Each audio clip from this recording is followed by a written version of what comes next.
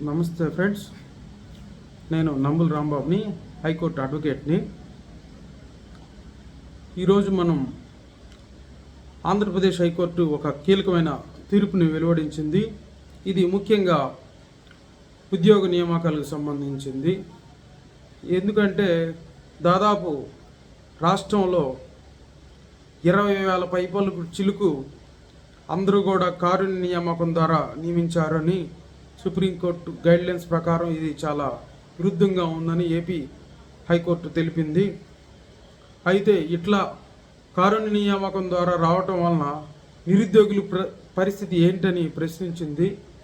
So ఎవరైతే కుటుంబంలో మరణిస్తారో వారికి సానుభూతితో పాటు ఆ కుటుంబానికి ఆర్థిక భరోసా ఇద్దావటానికి మాత్రమే కానీ, అంతేగాని తరతరాలు ఈ కారుణ్య నియామకాలని అడ్డం పెట్టుకొని ఉద్యోగాలు పొందడం అంటే నిరుద్యోగ యువతని వారి యొక్క ప్రతిభని ప్రభుత్వం గుర్తించినట్టే అని ఈ యొక్క కేసులో ఏపీ హైకోర్టు తెలిపింది.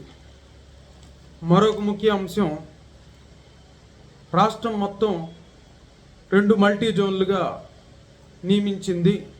ఇది ఏపీపీఎస్సీ ద్వారా జరగబోయే అన్ని రిక్రూట్మెంట్లకు కూడా ఇది ఉపయోగకరము.